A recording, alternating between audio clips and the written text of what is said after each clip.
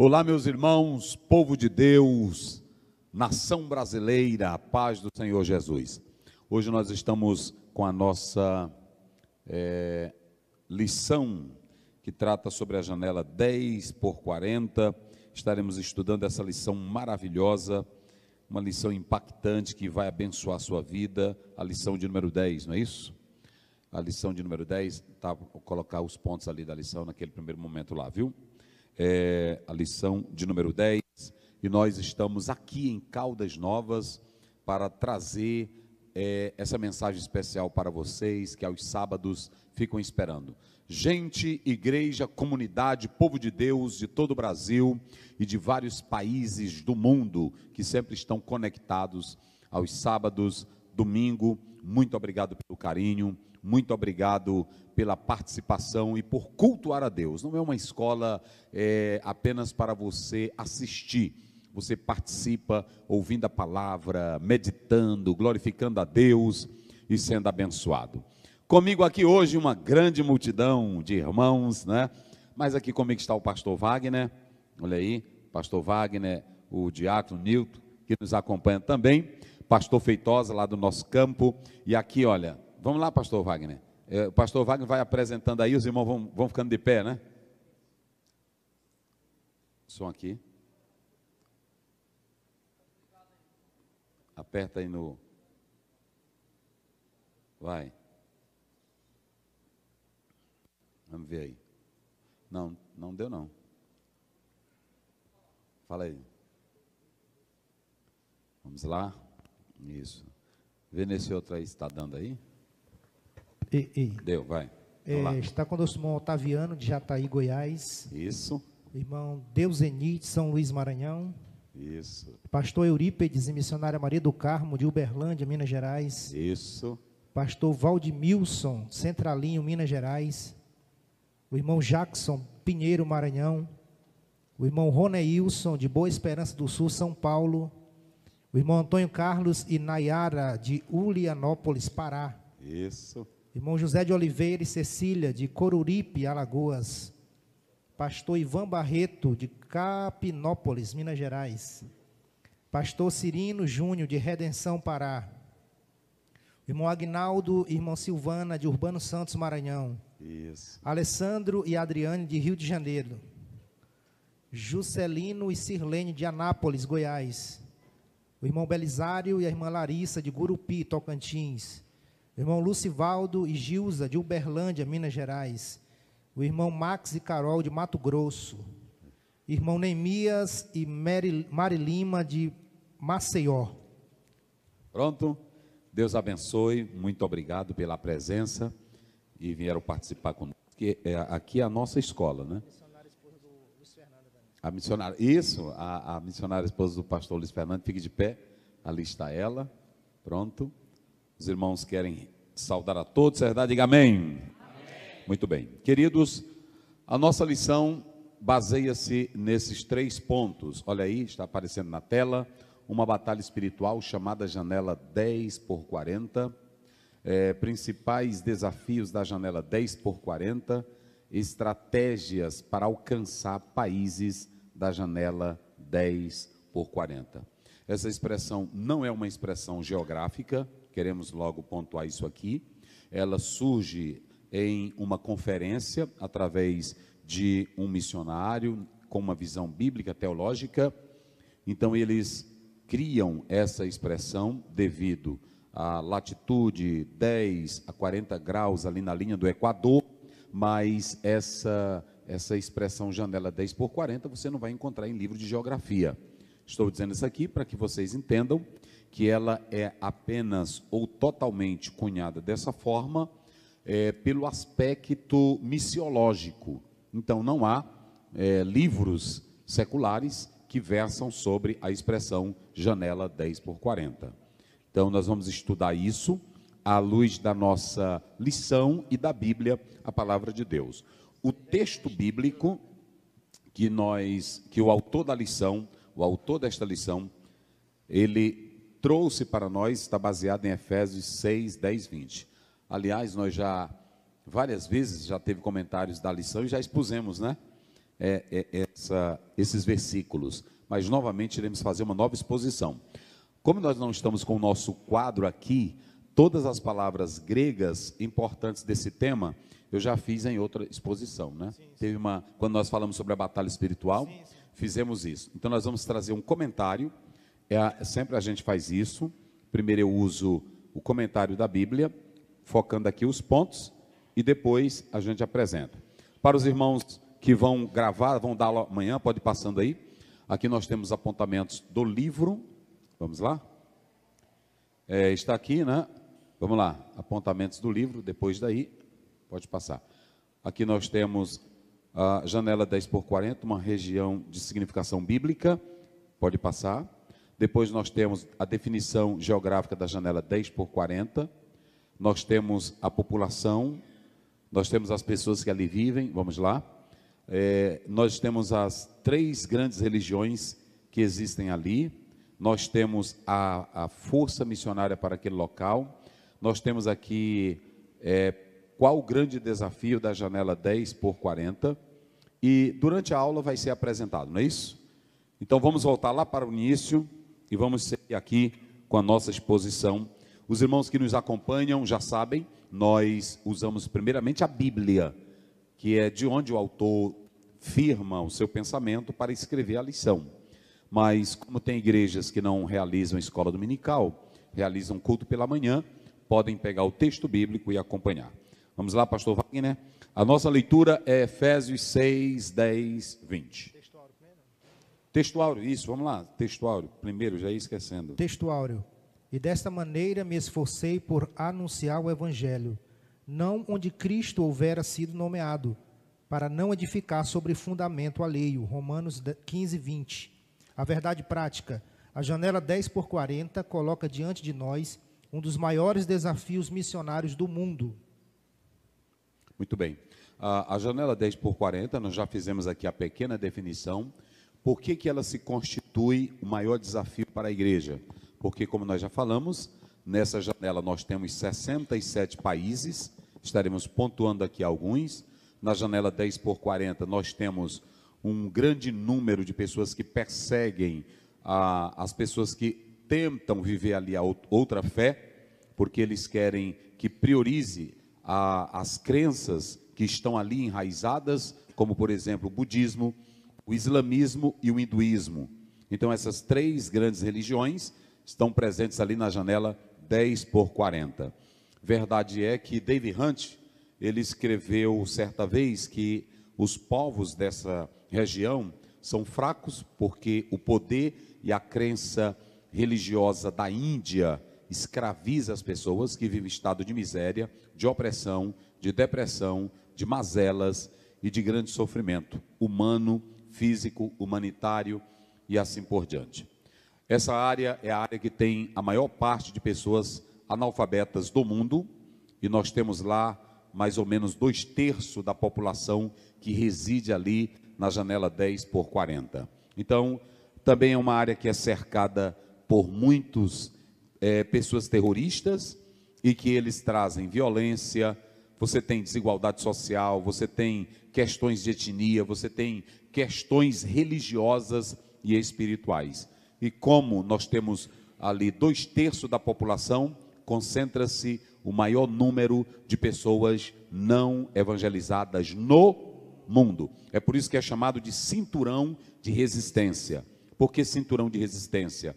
Porque ali as crenças que estão estabelecidas, as grandes religiões, porque você não tem um cristianismo, você tem 3 grandes religiões que elas não têm uma fé que é livre, é uma fé imposta, e ainda que se diga que em certas partes desses países, porque na janela 10x40, você tem, por exemplo, parte da África, Ásia e Oriente Médio, e nessas regiões ali, vocês vão encontrar pessoas oprimidas, escravizadas, dominadas pelo poder das trevas. É claro, quando Bertrand Russell dizia que a religião era um atraso para a população, é porque, lamentavelmente, existem líderes que usam o poder da fé, o poder da religião, para escravizar pessoas. Nós não temos jamais a crença e a ideia de Nietzsche. Nietzsche dizia que a religião é um atraso para a humanidade. Não diríamos assim porque todo ser humano é religioso. Naquela teologia elementar de Bancroft, ele diz naquela obra que todo ser humano, tanto pelo aspecto psicológico, pelo aspecto antropológico, tem os seus traços universais. E um deles é a religiosidade. E hoje nós falamos pela manhã aqui sobre Santo Agostinho. Ele dizia: a nossa alma está inquieta, está sem sossego até voltar para quem a criou, que é Deus. O problema é que o homem pecou, perdeu o rumo e hoje ele adora qualquer coisa, porque está cego pelo pecado. Então você tem nessas regiões escravidão, você tem pobreza, você tem miséria, você tem doenças. E aí está o maior desafio para a igreja. É a área menos evangelizada do mundo. É a área onde a população é tão explosiva, mas mais ou menos 8% de alguns missionários que estão ali trabalhando. Então, quando você vai para o site Portas Abertas, a CEPAL, dentre outros órgãos de missões, eles falam desse problema, ok? Então, hoje a nossa temática é sobre a janela 10x40. Mas aí vocês que estão aqui, observem bem, para entrar num local desse, onde a força espiritual é tremenda, aonde as crenças são horríveis, aonde a perseguição é tremenda, quem ousaria ir para esse local? Aqui que está a pergunta: quem é que tem coragem de abandonar a sua casa, a sua família, o seu país, a sua terra, para ir fazer missões nesse local? Ou nessa região, que é a mais desafiadora para todos nós? Aí está a questão. Por isso que o autor, ele começa com a citação de Efésios 6, vamos lá, 6, 10 a 20, é a citação, vamos lá. No demais, irmãos meus, fortalecei-vos no Senhor e na força do seu poder. Sim. Revesti-vos de toda a armadura de Deus, para que possais estar firmes contra as astutas ciladas do diabo. Porque não temos que lutar contra carne e sangue, mas sim contra os principados, contra as potestades, contra os príncipes das trevas deste século, contra as hostes espirituais da maldade nos lugares celestiais. Portanto, tomai toda a armadura de Deus, para que possais resistir no dia mau, e havendo feito tudo, ficar firmes.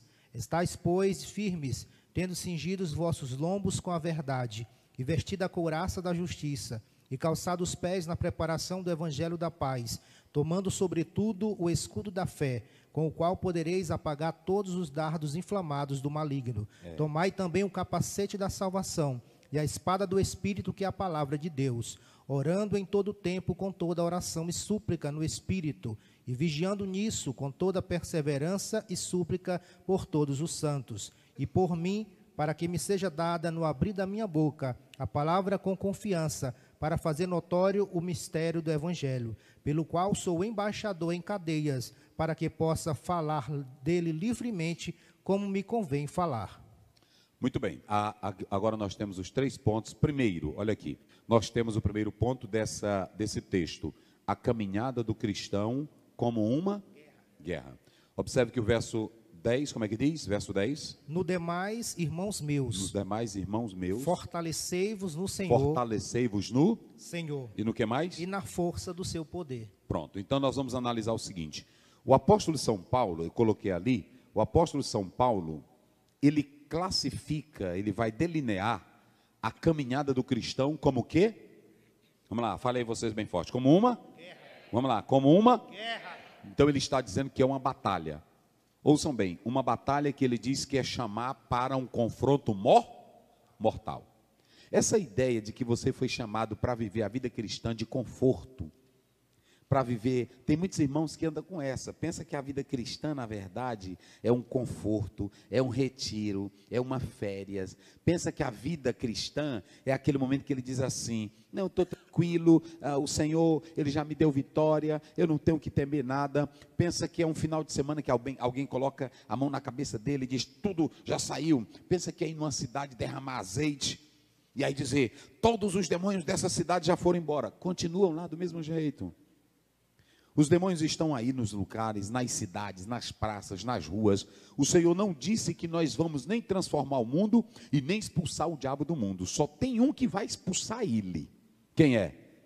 É Jesus, e é pronto. Depois está lá em Apocalipse 20, a Bíblia diz que quando ele vier implantar o reino dele, ele vai prender o dragão, a antiga serpente que é Satanás. Até isso chegar, para todo lado tem demônio, tem diabo, tem inferno, para todo lado tem cão. Agora, uma coisa é certa, nós não queremos saber, porque tem irmão que fica, pastor, e o cão? Tu não tem preocupação com o cão, tu não tem preocupação com o diabo, tu tens preocupação em se fortalecer no Senhor. E no que mais? Eita, aí está o segredo. Tem irmão que anda estudando o livro de São Cipriano para saber como é o poder do diabo. Tem outros que andam estudando como estratégia de Satanás. Olha para cá. Paulo, ele diz que a vida do cristão não é uma brincadeira, a vida do cristão não é sorvete, a vida do cristão não é um retiro. Vocês podem observar que tem irmão que a vida dele é mudando de igreja, é mudando de ministério, é mudando não sei de quê, porque ele pensa que é um tirar de férias. Vida cristã, bota para cá, meu filho. Como é teu nome, irmão? Idenaldo, bota para cá. A vida do cristão não é tirar férias, não é um recreio, não é um fim de semana, não é apenas uma noite de poder. A vida do cristão é uma caminhada de batalha. É de batalha, é uma guerra. Nós vamos saber e entender que tem o diabo, tem Satanás, tem os demônios. Mas uma coisa é certa, Paulo, ele não diz para você temer, ele diz fortalecei-vos no Senhor e na força. Eita, glória a Deus. Quem glorifica a Deus? Então, isso aqui é maravilhoso, meus irmãos. Não brinque não, meu irmão. Você tem que ter certeza. Pronto, um dia eu estava num local e era, hoje pode atacar, que ele diz que é ataque das crenças, e eu estava num local, e aí era um local de forças ocultas, e aí as pessoas com medo, tem até crente que diz, meu Deus, eu não vou entrar num lugar dele. Eu entro em todo lugar, irmão. Pronto, se mandar eu entrar no inferno, eu também entro no inferno. Porque a Bíblia diz claramente, a Bíblia diz em uma das igrejas da Ásia, eu sei aonde tu habitas, é onde está o quê? Trono de Satanás. O trono de Satanás. Pronto, quem faz do inferno céu, são os crentes lavados com o sangue de Jesus, cheios do poder de Deus. Então, agora, observem bem, que como é esse andar do cristão? O andar do cristão é uma guerra. O andar, diga bem forte, o andar do cristão é o quê? Uma guerra. É uma guerra. Não pense você que você aceitou Jesus. Aí é por isso que tem irmão que não entende. Ele pensa que aceitou Jesus, acabou tudo. Acabou os débitos, acabou, a pessoa não fala mais de você, não é assim? Acabou a vergonha, acabou tudo. Irmão, quando você entra, aí agora que vai ser pior. Porque a Bíblia diz, irmãos, eu acho lindo, há um teólogo que diz que Jesus foi tão sensato que em Mateus 10, ele diz, vocês querem me seguir? Quando um rapaz chegou e disse, Jesus, eu quero te seguir, ele disse, olha, as raposas têm os seus, e os pássaros, mas o Filho do Homem não tem aonde? E lá em Mateus 3:22, ele diz, 10:22, ele diz, por causa do meu nome, vocês serão o quê? Perseguidos, e o que mais? Odiado. O mundo não gosta de nós, meus irmãos. O mundo não gosta de crente. O mundo não gosta de pastor. Tudo que é da bagaceira, o mundo gosta. Agora, na hora que mexe com crente, eles não gostam. Por quê? Porque o crente tem esse negócio de pregar a Bíblia, pregar casamento, pregar a felicidade, pregar o amor, pregar a paz. O mundo odeia isso. Então, no momento que você diz assim, eu sou crente, a guerra está travada. Entenderam agora? Ou seja, entrou na fé, entrou numa, e essa guerra vai terminar quando? Só quando Jesus nos levar para o céu, ou tu morrer. Não é assim? Porque se tu morrer com Cristo, acabou a guerra, e começa um momento de glória lá no céu. Agora, aí você me pergunta, pastor, mas na terra tem demônio, tem homem ruim, tem homem satânico, na terra tem inferno, na terra tem homens que batalham contra a Bíblia, é cientista contra a Bíblia, é filósofo contra a Bíblia, é autoridade contra a Bíblia, é governador contra crente, é prefeito contra crente. E aí, como fazer? Primeiro, o apóstolo São Paulo, ele não está nos enganando, nem Jesus. Ele diz, começou a... Vamos lá, diga bem forte, começou o quê? A guerra. Começou o quê? A guerra. Começou o quê? A guerra. Agora deixa para cá, olha para cá. Queridos pastores, líderes de todo o Brasil, a nossa guerra não é de boca. A nossa guerra não é atacar a autoridade. A nossa guerra não é atacar prefeito. A nossa guerra não é atacar a cidade. A nossa guerra é atacar o diabo. É atacar o inferno. É atacar o pecado. E quando nós atacamos, o evangelho transforma. O prefeito deixa de ser ruim, deixa de ser ladrão. É assim ou não é? O governador deixa de ser ladrão, sim ou não? O adúltero deixa de ser adúltero. A prostituta deixa de ser prostituta. Olha para cá, olha para cá. A Bíblia diz em Romanos 1,16, o evangelho é o quê? Poder de Deus. Transforma ou não transforma? Então, quando o apóstolo São Paulo, ele mostra que a nossa caminhada é uma guerra, ele diz que nós estamos caminhando para um confronto mortal. E quem é o chefão da batalha contra nós? Vamos lá, quem é o chefão da batalha? É o diabo. Diga aí bem forte, quem é ele? O diabo. É o diabo, é o Satanás, é o capirote, é o Beuzebu, é o filho da peste. É ou não é? Só que há uma coisa interessante. Tem irmão que quando vai fazer curso para expulsar demônio, ele ainda diz assim, olha, cuidado, isso aqui precisa de um poder maior, que um é mais forte do que o outro. Irmão, deixa dessa besteira, entendeu? Deixa dessa besteira, olha para mim aqui, você expulsa demônio, não é com o grau de jejum que você tem, você expulsa na fé e na confiança, na autoridade do nome de Jesus. Há uma grande autoridade de grego no mundo que ele diz o seguinte, ele diz que o que nos dá a vitória contra todo o reino das trevas é a vitória de Jesus lá no Calvário. Então, quando você olha para a cruz de Cristo e confia no poder que Ele te dá, então você entra com autoridade. E Jesus disse lá em Marcos 16, 17 em diante, em meu nome farão o quê? Vamos lá, diga bem forte, em meu nome expulsarão o quê? Demônios. Jesus não mandou tu estudar. Uma vez eu comprei um livro que eu tenho ele lá em casa até hoje, que um pastor escreveu, todo o nome do tipo de demônio. Aí pronto, eu aprendi Maria Mulambo, eu aprendi Zé Pilintra, eu aprendi Sete Facadas, eu aprendi o Caveira da Meia-Noite, eu aprendi... Agora, irmão, tu não precisa aprender nada disso, que esses nomes aí vieram das práticas do mal que as pessoas faziam nas suas crenças. Tu não precisa aprender, tu só precisa confiar em um nome. Qual é o nome? Jesus. Qual é o nome? Jesus. Então, pronto, quando você grita Jesus, na autoridade e na confiança que Ele te deu no Calvário, não tem inferno, não tem diabo, não tem força, não tem poder das trevas. Olha para cá, bota para cá, meu irmão. O Brasil tem muitos estados onde adoram força demoníaca, adoram força do mal, e tem irmão que fica com medo. Um dia eu vinha de um local, e aí eu vinha de uma festa nossa, de crente, e eu vi num local, aí a garrafada, aí pronto, galinha preta, aí eu vi pitu, aí eu fui chutar, alguém disse, não chuta que pega, não pega é nada, porque preste bem atenção, você sabe quem é a maior autoridade, e a maior autoridade é Jesus. É Jesus Cristo. Então perceba bem que o apóstolo São Paulo, ele está mostrando aqui, que no momento que você aceita Jesus, começou o quê? A guerra, vamos lá, começou o quê? A guerra. Então, tem irmão que aceita Jesus, aí ele fica com o negócio, eu vou procurar essa igreja, eu vou procurar a Batista, porque eu não me dou bem com essa mensagem do pastor, o estilo do pastor, aí vai para a Batista. Eu não me dou bem na Batista, eu vou para a Wesleyana. Eu não me dou bem na Wesleyana, eu vou para a Presbiteriana. Olha para cá, meu filho, você ainda não aprendeu a viver a guerra. Você ainda não aprendeu a viver a guerra, a batalha, porque quem está em Cristo, o que te satisfaz não é a tua placa de igreja, o que te satisfaz não é o teólogo, o que te satisfaz é Cristo vivendo dentro de você. Aí tem poder, aí tem autoridade. Jesus disse para a mulher samaritana, se tu beber dessa águazinha aí, voltará a ter, mas da água que eu li, o que faz? Nunca mais terá sede. João 7, 38, 39, ele diz, vai nascer uma fonte dentro de ti, que jorra para onde? Aí está a diferença, meus irmãos. Mas vamos lá, pastor Wagner, fortalecer, tem 3 coisinhas, olha aqui, ó. Aqui, quando ele diz assim, é uma guerra, ele está mostrando que nós vamos estar preparados e diga comigo, bata assim no seu peito, eu vou entrar na guerra. Eu vou entrar na guerra. Ah, vamos lá bem forte, eu vou entrar na guerra. Vou entrar na guerra. Mais forte, eu vou entrar na guerra. Vou entrar na guerra. Mas a minha pergunta é, Jesus te bota na guerra sem preparo? Não. Jesus te bota na guerra sem armamento? Não. Jesus te bota na guerra sem armadura? Não. Jesus te bota na guerra sem as armas? Não. Quando ele manda tu entrar, meu irmão, pode entrar. Ah, mas lá na janela 10x40. Olha, um dia desse, eu estava lendo um livro que o autor diz: quem se desafia a ser missionário aqui é chamar a morte. Não é isso? É chamar a morte. Porque tem países aí que, se você disser que é cristão, o que eles fazem com você?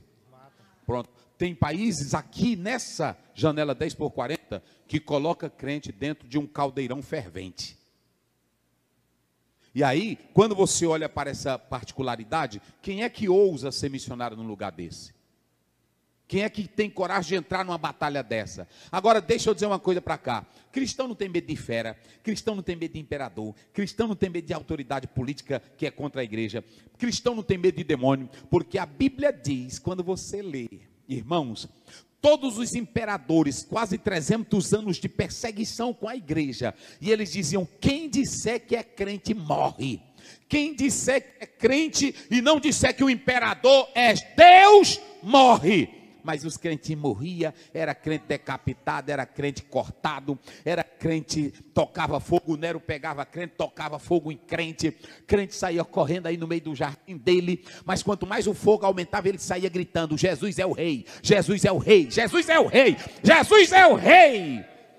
E aí o Nero dizia: essas pestes nem tocando fogo, nega Jesus. Eita, irmão, isso aqui é crença, irmão. Tem irmão que quando tem uma doença não é curado, ele nega Jesus. Tanto que eu confiei. Você não vê Policarpo? Nega Jesus. Como eu vou negar ele? 50 anos servindo ele nunca me decepcionou. Aí Paulo abre a boca em Romanos 8:35 em diante: nada. Eita. Agora ele vai botar na batalha. Só que quando ele bota na batalha, ele faz o quê?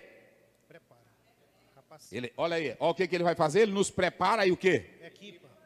Ele nos prepara, nos capacita. Por isso que teve um filósofo que disse assim: eu não quero esse Jesus de vocês, porque ele é doido.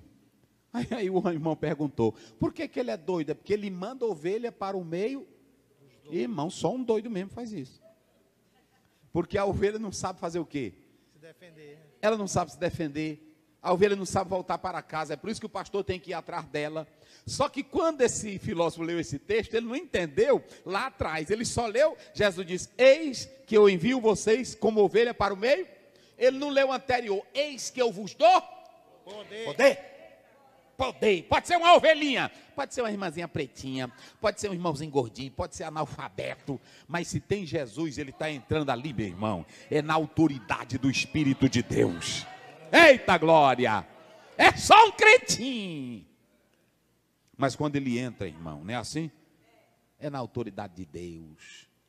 Isso aqui, irmão, é negócio sério. A pessoa, para um irmão, olha, na tarde de domingo, ele aí que é pastor lá nosso, a gente sai, aí pronto. Agora mesmo, lá na nosso São Luís, uma guerra tremenda, é bala para todo lado. Até o irmão diz assim: você não tem medo, pastor? Eu disse: eu tenho. Mas Gideão também teve medo, não teve? Só que ele não fez, foi fugir. Porque ter medo é natural. Agora o teu medo, se tu tem medo e não enfrenta a batalha, aí é uma coisa. Agora se tu tem medo e entra: Senhor, eu estou morrendo de medo, mas o Senhor é a minha força. Entre na batalha, que o Senhor transforma teu medo em coragem. E aí o que acontece? Quando você entra nessa batalha, Jesus, você é só uma ovelhinha. É assim ou não é? É só uma ovelhinha, Mas quando você entra na batalha, ele vai te equipar. E ele vai te fazer o quê? Ele vai te fortalecer. Vamos ver aí, vê se é 10:4 de 1 Coríntios, vê aí, rapidinho. Só para vocês terem uma ideia, se não me foge a memória aqui. 10:4. Sim. E beberam todos de uma mesma... É 2 Coríntios. Aí é primeiro, né? Isso. 2 Coríntios. Porque as armas da nossa milícia não são carnais. As armas da nossa? Milícia não são o quê? Carnais. Então, meu irmão, entre na batalha. Porque quando você entra na batalha, deixa eu te dizer uma coisa nesta oportunidade. Quando você entra na batalha, sabe quem é que vai te equipar? Quem é? É o Senhor. Um dia um irmãozinho, bem de idade, ele me ligou: pastor Zéu. Eu disse: o que é, irmão? É porque tem um demônio aqui, quebrando tudo. E eu disse: expulsa ele aí, irmão, que eu não estou tempo agora de ir aí, não. Aí ele disse, mais um de 80 anos: pastor Zé, eu sou crente há tantos anos, eu nunca expulsei um demônio. Eu disse: pois é fácilzinho. Eu vou lhe dizer como é que o senhor faz. Vá lá agora, e aí você diga assim: eu ordeno que tu saia. Aí pronto. Aí ele disse, pastor, mande buscar um presbítero. Eu disse, irmão, o senhor é crente, irmão. Vai agora. Aí ele foi. Ele disse que quando chegou lá, disse, pastor Zé, quando eu cheguei lá, um senhor, ele andava assim, ó, esse senhor. Ele disse, pastor, quando eu cheguei lá, eu pensei que era brincadeira. Quando eu cheguei lá, o homem estava subindo pelas paredes que nem morcego. E aí ele vinha para cima de mim, quando ele me viu. Aí eu disse, meu Jesus amado, esse homem vai me matar aqui agora. E ele partiu, pastor Zé. Eu me lembrei da sua palavra. Ele disse que quando ele voou para agarrar nele, ele disse, sai em nome de Jesus. Aí ele disse que o homem, puf, no chão. Aí ele disse, é assim mesmo, funciona, irmão. Porque não é mágica, é poder de Deus. Aleluia. Quem glorifica, quem crê. Olha, eu quero dizer uma coisa, olha para cá, bota para cá meu filho, bota para cá, chama aqui, verdade de Deus para todo o Brasil. Pode fazer mandinga contra ti, pode pegar teu nome, pode botar na boca do sapo, se quiser meu cabelo pode pegar, se quiser minha unha pode pegar sangue, pode botar dentro do mar, pode botar em cima do mar. Deixa eu te dizer uma coisa, Deuteronômio está claro, e também Números, quando você lê, a Bíblia diz, nada pega, porque você está guardado, protegido. Quem está guardado aí? Glória a Deus. Protegido, quem te protege é o Senhor, quem te dá vitória é o Senhor. É o Senhor. Agora precisa ser crente, verdade. Agora se tu não tem crente, é aquela crençazinha véia, só anda atrás de coisinha véia, não vai para lugar nenhum. O apóstolo de São Paulo, ele vai dizendo que nós estamos preparados e pronto, equipado. Agora ele vai dizer fortalecidos no, como é que diz o verso? Ele vai dizer 3 coisas, eu coloquei aqui, 3 palavras para o termo força. Qual é a primeira? Revestivo de toda a armadura. Não, é no verso 10, né? 10, né? No demais, irmãos meus. No demais, irmãos meus. Fortalecei-vos no Senhor. Observe bem. Fortalecei-vos no Senhor. Ou seja, aí é passivo. Ele está dizendo, capacitai-vos no Senhor. O que mais? E na força do seu poder. E na força do seu poder. O que mais? Pronto, vamos lá. Quais são os 3? Sede. Fortalecido. O que mais? Força. O que mais? Poder. Qual é a primeira? Fortalecido. Digam comigo, endinamuo. Diga comigo, endinamuo. Pronto, essa é a primeira palavra. Olha que o português não vai decifrar isso aqui. Essa primeira palavra aí, endinamuo, sabe o que quer dizer? Revestir-se, ser forte. Irmão, é como você entrar na casa de Cristo Jesus. Jesus diz, tem uma batalha contra o diabo, contra o inferno, contra a peste, contra o mundo, contra o homem mau. Vem aqui na minha casa de armas. Primeiro, eita, irmãos. É receber a força. Quando você entra em Cristo, a primeira coisa que ele te dá é o quê? Força. Qual é a segunda coisa aí, pastor Wagner? Reveste-se de fortalecido, capacitado. E depois? Poder, não é isso? Essa palavra esquis, diga comigo, esquis. É habilidade. Oh, rapaz, Deus te dá o quê? Habilidade. Às vezes você diz assim, meu Deus, como é que eu vou entrar nesse negócio aí? Não se preocupa. Meu Deus, como é que eu vou enfrentar? Não. Você não está revestido em Deus? O que Ele vai te dar? Ele vai te dar habilidade. Deus te dá uma habilidade que você nem imagina. Não é assim? Como um irmãozinho que foi evangelizar um país, e lá era um país comunista. E aí ele pegou a Bíblia e botou dentro da motinha dele. Aí o guarda parou ele, disse, o que tu está levando aí? Ele disse, estou levando aqui uns testamentos para me ler do meu irmão mais velho que morreu. Aí ele disse, passa. O irmão nem sabia o que ia dizer. Aí a irmã disse assim, tu não mentiu não, estou levando o testamento, que é o Novo Testamento, do meu irmão mais velho, que é Jesus Cristo, para me ler para toda a humanidade. É assim que Jesus faz, irmão. Não é assim? Ele te dá inteligência, ele te dá sabedoria, habilidade na hora. Agora isso aqui precisa confiar no poder. Se tu não sabe, peça a ele. Tiago 1,5 diz, se alguém tem falta de sabedoria, faça o quê? Peça a Deus. Então quando você estiver numa luta, numa batalha, quando você estiver, um pastor amigo meu disse que estava em um hospital, e ele disse, pastor Aziel, assim lá pela madrugada eu vi a morte, e entrou uma força e sentou nos meus joelhos, um pastor sério, era até o meu vice-presidente, sentou, pastor Aziel, nos meus joelhos, e eu não podia levantar. E ali, pastor, eu estava sem força e sem nada, mas naquela hora me veio assim, eu não conseguia falar, eu comecei a batalhar na minha mente e comecei a expulsar. Depois, pastor Zéu, isso aí desapareceu da minha vida. Deus te dá habilidade. Tu não precisa comprar livro de fulano de tal que te ensina como lidar com o diabo. Tem irmão que anda atrás disso, curso de como expulsar demônio. É um bocado que agora está no Brasil, está nisso. Curso de como expulsar demônio. O curso, para tu aprender, está aqui na palavra de Deus. Te consagra e ora e vai. Que quando você for, quem é que te dá força? Jesus. É Ele. Quem é que te dá coragem? Jesus. Assim quando eu comecei a pregar, eu fui para o interior, e quando eu cheguei lá, eu toco violão, comecei a tocar e cantar. Aí de repente apareceu um homem zarrão. Aí ele disse, toca e ensina aqui para mim. Aí eu toquei e eu vi que ele estava meio bêbado. Aí eu toquei, aí ele disse, toca esse outro, eu toquei. Toca esse outro, eu fiquei tocando, bichãozão grande. Aí ele disse, toca esse outro. Eu disse, doutor, eu agora tenho que me arrumar, que eu vou para o culto mais tarde. E ele disse, você não sai daqui agora. Eu disse, rapaz, o negócio é esse, ó. No interior, irmão, aí o medo bateu. Eu disse, meu Deus do céu. Aí pronto, e tinha um irmãozinho que estava comigo, era mais medroso do que eu. Aí pronto, eu disse, não vai ter culto aqui hoje, esse homem vai... Aí pronto, e aí eu disse assim, eu não vou tocar não. Deu uma coragem, eu não vou tocar não, e eu saí. Aí esse homem estava com a arma na cintura, e ele ficou dizendo coisas, esculhambando o crente. Eu disse para o irmão, hoje não vai ter culto, esse homem aí. Aí eu entrei numa casinha velha, no interior, me lembro como hoje, os porcozinhos ficavam, eu entrei, Jesus, eu estou com medo. Esse homem aí vai atrapalhar, meu Deus, dá um jeito nele. Eu disse assim. Aí pronto, aí ele saiu para ir tomar banho no rio. O primeiro pulo que ele deu, uma arraia, e a arraia choca. A arraia entrou nele, entrou bem no pé, aí ela entrou e tirou, porque quando entra rasgando, e quando sai rasgando. Irmão, é 24 horas de dor. E aí eu disse, eita Jesus bom. E aí eu dirigi o culto. Enquanto eu estava dirigindo o culto, eu só ouvia o grito dele lá. Ai, ai, ai. E nós dirigimos o culto. Ou seja, quem te protege é o Senhor. Então ele te dá o quê? Força. Ele te dá o quê?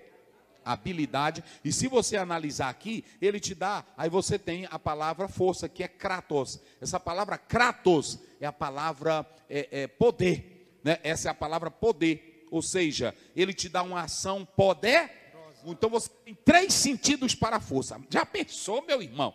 Irmão, agora a questão é, se você tomar posse disso, dessa verdade, dessas 3 palavras, fortalecei-vos no, é passivo. Depois, e na força do seu poder. Então, já pensou essas 3 coisas? Eu quero é ver o diabo entrar em tu.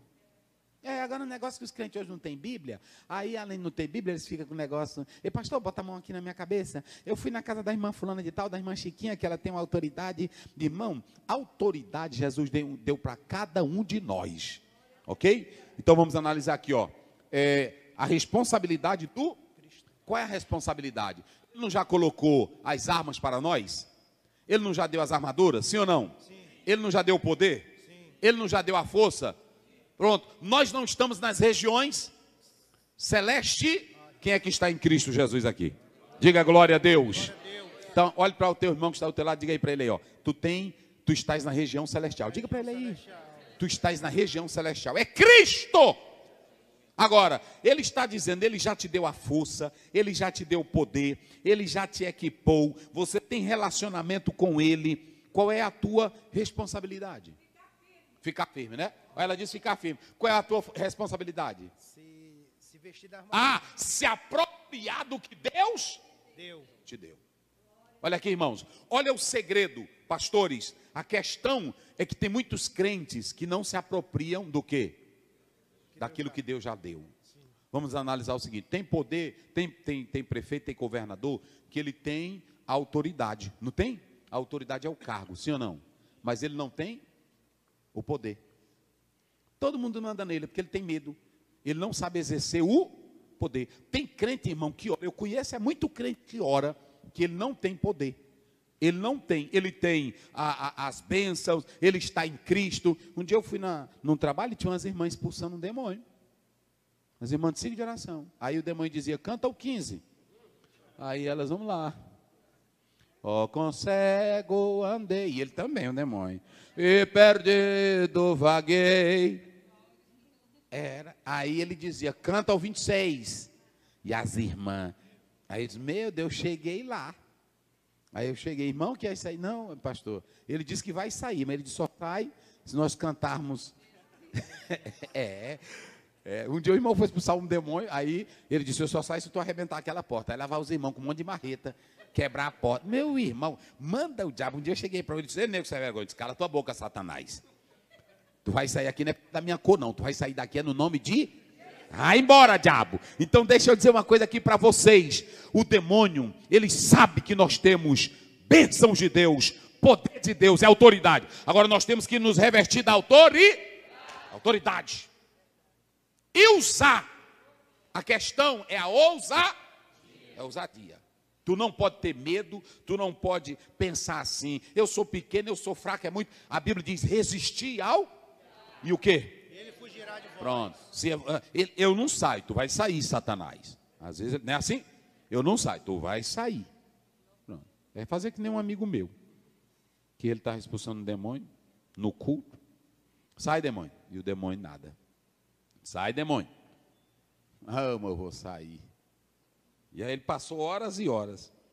Aí ele chamou o filho dele que era forte. Meu filho, tira ele.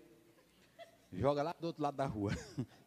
Aí ele saiu na mesma hora. Aí o filho dele disse, papai, ele disse, não é demônio não. Porque eu já usei o nome de Jesus, autoridade. Não saiu, isso aí é cachaça. Joga. Aí pronto. Na hora que jogou do outro lado, ele se levantou mesmo. E foi embora. Então, você também precisa ter discernimento. Porque tem crente que vai com esse negócio, fica com medo. Irmãos, vou dizer uma coisa para vocês. Quando Jesus diz, fortalecei, Paulo diz, fortalecei-vos no Senhor. E na força. E no seu poder. Meu irmão. Colossenses 3:2 diz que tu estás escondido com Cristo em Deus. Como é que eu vou precisar ainda de outra coisa, pastor Barreto, para mim me proteger?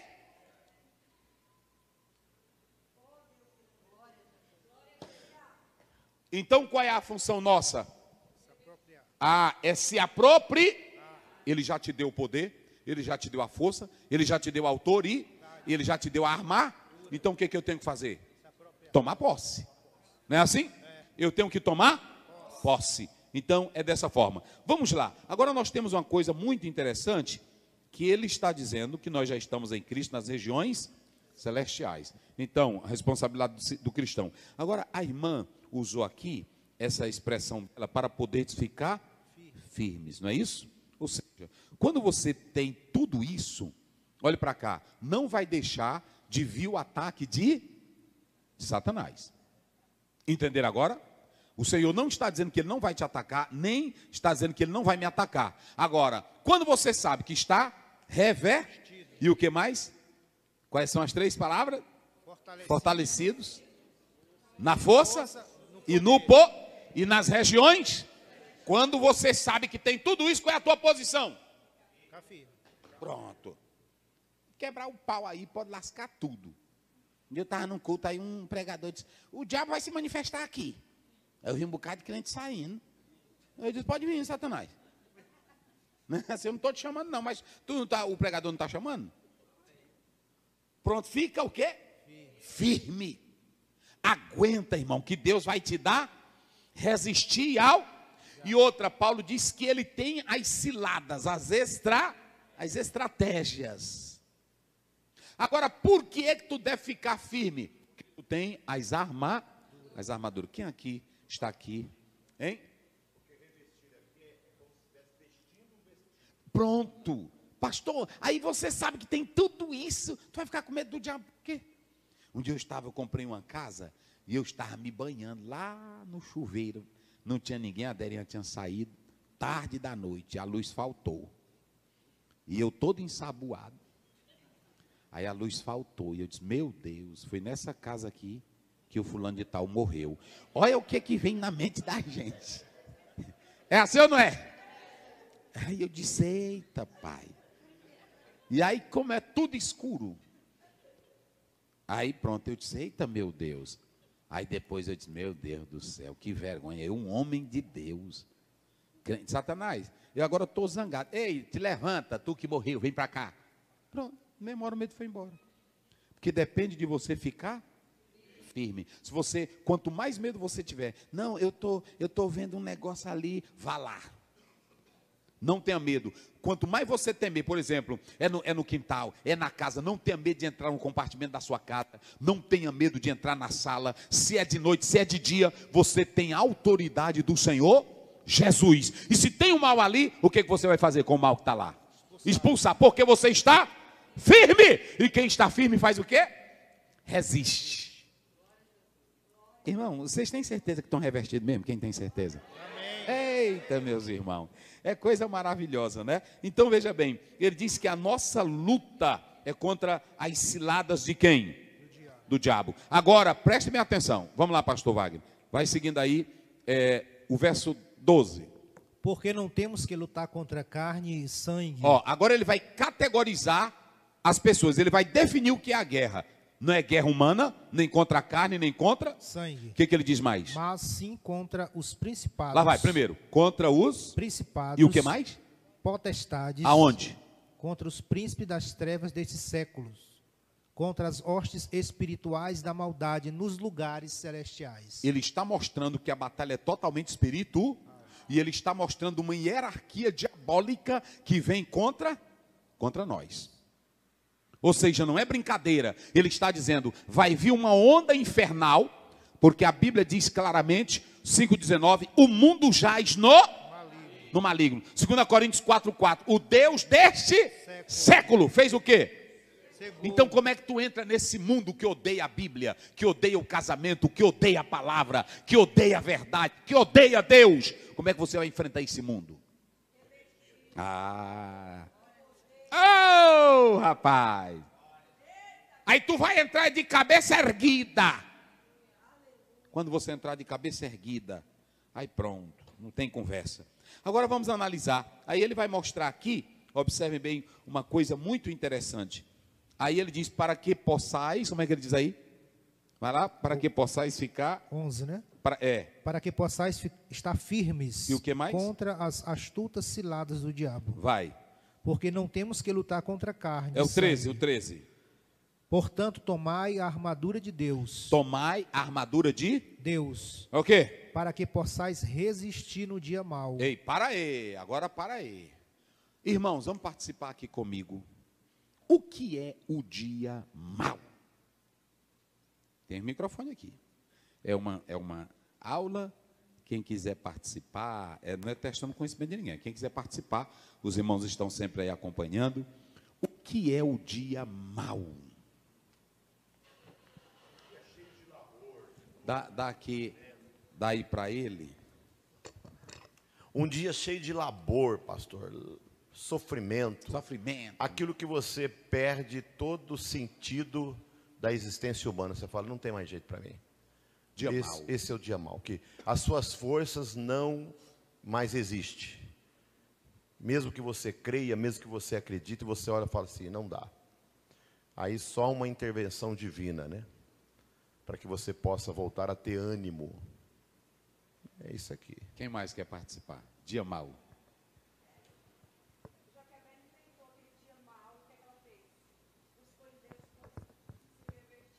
Sim. Né?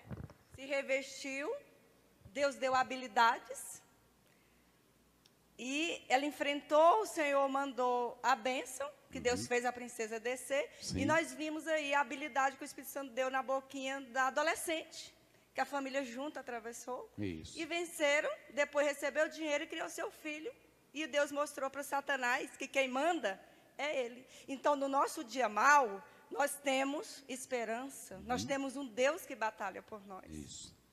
Quem mais? Dia Glória a mau. Deus. Tem mais alguém? Dia mau? Hã? O irmão quer aqui. Vai.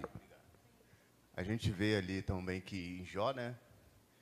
Jó também, ele teve também o seu dia mau, como já foi dito aqui. Jó também teve o seu dia ali, o seu tempo mau ali, o seu tempo ruim. Mas se a gente pegar ali e ver que Deus falou o que para Satanás, até aqui. Daqui para lá, não. Dia mau. Então ele resistiu ali nas suas aflições, nas suas angústias, como foi dito, mas permaneceu e não negou que ele tinha certeza e a convicção que Deus era na vida dele. Vocês acertaram o dia mau no aspecto cronológico. Esse dia mau, a Bíblia diz que Deus fez Tudo bom, perfeito, mas o pecado trouxe consequências. Esse dia mau que vocês falaram aí são os dias dos dissabores. Só que o dia mau que nós estamos falando é o dia em que Satanás não descansa, enquanto não matar quem prega, enquanto não endemonizar pessoas para nos destruir, enquanto ele não fizer para acabar com o ministério de pastor, de igreja, de crente. Por exemplo, o que um político tem a ver com Bíblia? Por que ele tem, hoje tem pessoas que querem lá na casa colocar uma lei contra a Bíblia? Por que é isso? Dias maus, dias endemoniados. Verdade. Vamos ver isso? Coloca bem aí, 2 Timóteo 3, primeiro, vamos lá. 2 Timóteo 3, primeiro. Olha, vocês falaram certo, só que esse dia que aqui o texto está falando, é o dia, olha aqui, ó. Sabe, porém, Isto, o quê? que nos últimos dias sobrevirão tempos trabalhosos. Só que se você pegar essa palavra no grego, kalepoi, tempo trabalhoso aqui é tempos cheios de demônios. Nós estamos numa época cheio de, aonde eles dizem que casamento não vale nada, aonde eles dizem que a Bíblia não presta para nada, aonde eles dizem que esse negócio de igreja é só para ganhar lucro. Então, esse é o dia mau que começou desde o momento que Jesus partiu para a glória e que hoje a igreja está na terra. Irmãos, essa palavra, se vocês pegarem no original, é porque ali não dá para colocar o texto grego, né? Mas se vocês pegarem no original, essa palavra aqui é a mesma palavra daquela legião de demônios que tinha em Marcos 5. Ou seja, tempos trabalhosos, porque todos nós vamos enfrentar. Deus disse assim, do suor do teu rosto, Gênesis 3,17, tu comerás. Nós vamos enfrentar tempo de tempestade, de luta, de dissabores, de angústia, de traição. Mas só que tem um tempo que vai vir contra nós, que é um tempo contra a igreja. E aí a minha pergunta é, estamos preparados para isso aqui? Já está acontecendo. Gosta dele falar aqui, cadê o microfone? Porque senão o povo não escuta. Aí os irmãos lá reclamam. Os dias maus já está acontecendo, né? A deturpação da palavra do Senhor, falar que a Bíblia ela tem que ser atualizada, a deturpação da família. Isso. Né? Nós hoje temos uma legislação, a legislação brasileira, ela vai inclusive de encontro com o que é moral, né? Com algumas permissões. No caso, a gente tem um exemplo que é o aborto. Né? E assim, se a gente, nós como crentes, nós temos que entender que nem tudo aquilo que é permitido, que é lícito, é permitido para nós. Né? Então, assim, os dias maus, eles estão acontecendo agora.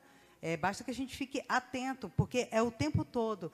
Eu trabalho em universidade, né? Eu sou professora, sou advogada, e eu tenho visto, tanto nos tribunais, e tenho visto tanto dentro das universidades, que essa maldição, ela está vindo mesmo para acabar com os jovens, dentro da faculdade, dentro da família, e tudo isso, né, nós temos que estar preparados. A irmã falou aqui, há um autor, Jones, que ele diz que toda a orquestração contra a família, contra o lar, contra casamento, contra a Bíblia, ela começou nos grandes centros universitários. Não é de gente da roça não, meus irmãos. É por isso que a Bíblia diz o Deus deste... Aí vem agora, vou dizer uma coisa para você. Tu está filmando direito, irmão? Bota para cá, bota para cá. Verdade de Deus para todo o Brasil, vocês que estão escutando aqui agora. Eu vou dizer uma coisa para vocês. Até a igreja hoje é jovem dizendo, eu não quero mais esse louvor, não é assim? Eu não me acostumo mais com essa palavra. Eu não quero esse estilo de culto. Eu não quero esse estilo de adoração. Sabe o que está acontecendo contigo? É que você está com a alma farta e gostando do pecado. Porque quem tem Jesus de verdade, gosta da Bíblia do jeito que ela é, gosta da adoração, porque você serve o Cristo que te salvou, que te libertou. Olha para cá, não é programa de igreja que renova você, não é programa de teologia que renova você, não é culto de final de semana, não é método de igreja, é o teu compromisso com a fé. Agora deixa eu dizer uma coisa, igreja, e como é que a igreja primitiva sobrevivia, meus irmãos? Como é que a igreja, ela sobrevivia cultuando em catacumbas, sem cantor famoso, sem templo bonito, sem programa de células.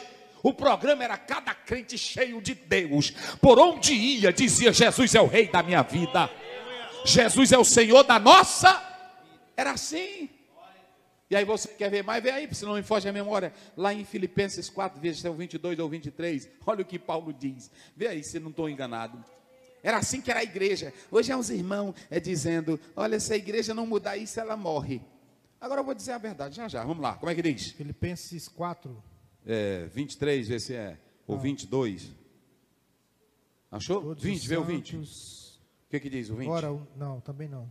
Não? Deixa eu ver aqui rapidinho. Então, irmão, é assim. É uns irmãos. Eu vejo vários irmãos, até sociólogos. Pastor Zé, eu vejo que a igreja ela vai se acabar. Se acaba não, Jesus disse em Mateus 16. As portas do... Não o quê? Não prevalecerão. Contra o quê? Qual é o que tu leu aí? É o 22, pastor Wagner. É Filipenses 4, 22.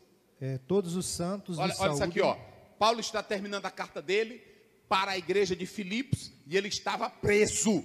Olha para cá. Paulo estava como? Eu pergunto a vocês, Paulo estava no hotel? Paulo estava numa chácara? Paulo estava onde? Cadeia.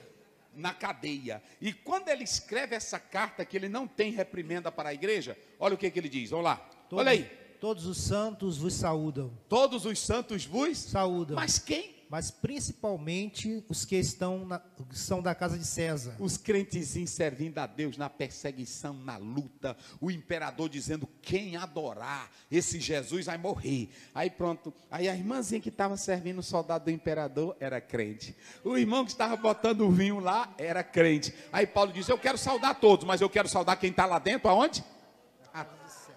Eita. Na boca do leão. Irmão, isso aí é que é ser crença. Isso aí é que é ter vida. Olha para cá, revesti-vos. Sabe qual é a questão? É que hoje a igreja ela não está tomando posse daquilo que Deus deu. Porque quem tem autoridade espiritual, não tem negócio não, irmão. Olha, quem é crente de verdade adora Deus em cima de um pé de cajá. Quem é crente de verdade adora Deus até em cima de um pé de pitomba. Sim ou não? E quando tu se arrepende, até dentro do peixe tu sabe orar. Não foi assim que Jonas fez?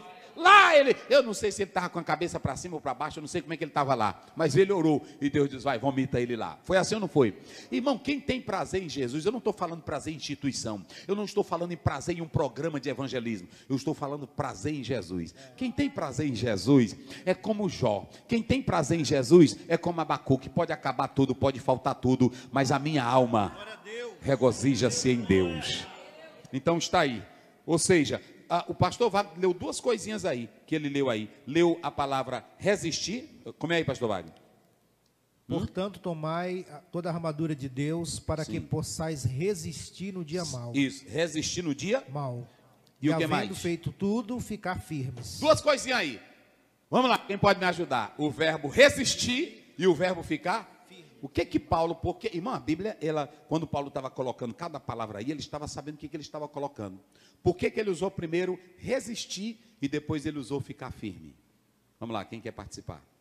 Resistir e ficar firme. Aí já está dizendo para vocês já pegaram aí. É bem simplesinho isso aí.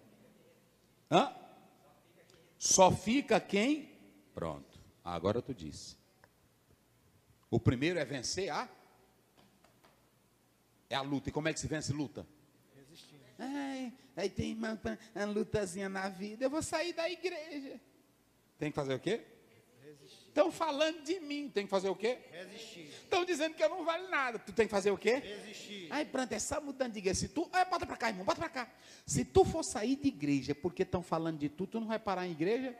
É por isso que tem uns que agora estão abrindo a igreja na própria.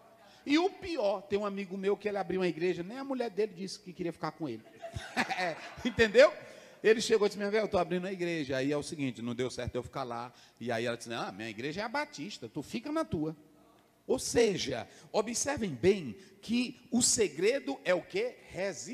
Irmão, resistir ao diabo, resistir ao sistema e fugirá de Aí o outro é o resultado. Quem resiste, vence. Quem vence?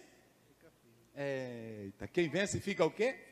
Pronto. Aí tem irmão que diz assim, pá, fulana de tal sofreu tanto ali naquela igreja, o irmão sofreu tanto ali, mas ele o Jó sofreu tanto, mas o último é o resultado.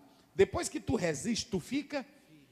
Jesus disse lá em Mateus 7, 24 em diante, ele disse assim, olha, aquele que coloca a casa sobre a rocha, vem água de cima, cai, aí vem do lado, vem de baixo, tenta entrar, ela entra, mas a casa não resiste, e depois que não sai, que ela fica firme, aí a pessoa diz, né, fulano venceu. Oh, glória a Deus, fulano venceu. Quem glorifica a Deus fica, Inaba. É assim a nossa vida, meu irmão. Tem dia que a gente chora, não tem? Tem dia que a gente está na luta, na batalha, tem problema, tem luta, mas você resiste. Aí quando você olha lá atrás, rapaz, eu passei por isso aqui, não é assim? Pronto, você olha lá atrás, aí você levanta a cabeça, meu Deus. Por isso que Faraó, quando perguntou para Jacó, quantos são os teus dias? Disse, comparado ao meu pai, poucos, não é assim? E maus. Aí quando ele chamou o filho dele, governadorzão, chegou na casa, não foi? Aí ele se levantou na cama, segurando, disse, meu filho, assim que é crente, irmão. Meu filho, meu lugar não é o Egito. Isso aqui é crença. Deus vai visitar vocês, e aqui não é o meu lugar. Eu só quero te fazer um pedido. Quando eu morrer, não deixe eu aqui. Irmão, crente que é salvo, nem a cabeça dele, o coco dele, os ossos dele, ele quer que fique? Pronto, tanta glória no Egito. Vocês já observaram que hoje os crentes, quanto mais glória tem no Egito, mais eles querem ficar. Ele disse, meu filho, e o filho dele era o que lá? Governador. Só quem era maior lá, quem era? Só o faraó. E ao Josézão todo vestidão, aí ele olhou para ele, disse, meu filho, tu está vestidão desse jeito aí, mas o Deus de teu pai, rapaz, é coisa linda, o Deus de teu pai fez ele chegar até aqui, ou seja, ele diz, eu perdi tua mãe, eu enfrentei luta, eu atravessei o Jordão, 20 anos sofrendo com Labão, e aí eu pensei que tu estava morto, e ainda eu ainda vi os teus olhos, rapaz, é bonito, né, assim? Aí ele diz, meu filho, eu vou morrer, que é assim que é crente, mas tu não me deixa aqui. Aí José chorou, abraçou o pai dele, e aí morreu. Quando morreu, levou o corpo do pai. Aí José também ficou velhinho, do jeito do pai dele. Aí chamou os irmãos dele, eita irmão, isso aqui é crença. Irmão, hoje a maioria não tem mais crença. Eu duvido tu ter um filho teu hoje, dizer isso. É pouco. Pronto, aí o filho, José chamou os irmãos tudinho, disse, olha, o papai morreu, e o Deus do papai vai visitar vocês. Não foi assim? Não deixe meu corpo aqui no Egito. Ou seja, cheio de glória, cheio de nome, era para ele ter uma sepultura zona. É porque tem irmão hoje que é tão besta, que se ele morar, um dia eu fui na casa do irmão, o irmão me vendeu uma casa, aí o irmão disse, pastor Zé, compre minha casa. Eu disse, rapaz, agora não tenho dinheiro não. Ele disse, é perto do senador. Eu disse, meu Deus do céu. Aí eu disse, irmão? Você já imaginou morar perto do senador? Eu disse, meu Deus do céu. Não, eu vou olhar a sua casa. Aí eu fui olhar a casa dele. Aí, a casona mesmo, uma mansão. Aí eu olhei a casa dele, eu disse, onde é a casa do governador? Isso, aquela ali. Eu disse, quantas vezes o senhor já viu ele? Nenhuma. Eu disse, meu irmão, então olha para cá, né? Tem gente que é essa besteira, que é o Egito, que é a glória do Egito, que é a fama do Egito. Irmãos, nós temos uma morada certa. É o céu de glória. Amém? Então nós temos que ficar o quê? Primeiro nós temos que fazer o quê? Resistir. Primeiro nós temos que fazer o quê? Resistir. E ficar o quê? Firme. Agora eu vou fazer uma pergunta a vocês. Por que nós temos que resistir e podemos ficar firmes? Já expliquei lá atrás. Por que nós podemos fazer essas duas coisas? Resistir e ficar firme. Olha aí, entendeu? Nós estamos nós temos força e temos... Então aguenta. Jesus é contigo. Eita, meus irmãos. Quem pode dizer glória a Deus? Aí pronto. Aí agora vamos falar para a gente já finalizar aqui. Aí ele agora vai dizer, ele especifica como é a arma. Vai lá, pastor. Estai, 14. Estai, pois, firmes, Sim. tendo cingido os vossos lombos com a verdade. Ó, cingindo o lombo com a... Verdade. Vamos lá. E vestida a couraça da justiça. Vai. Calçado os pés na preparação do evangelho da paz. Vai. Tomando, sobretudo, o escudo da fé, com o qual podeis apagar todos os dardos inflamados do maligno. Sim. Tomai também o capacete da salvação e a espada do Espírito, que é a palavra de Deus. Primeiro, toda essa... Pode passar aí, irmão. Muito bem. Pronto, já falando a tomada de posição, o motivo, a guerra espiritual, nós falamos lá. E o que essa armadura representa? É aqui, ó. O que essa armadura todinha representa?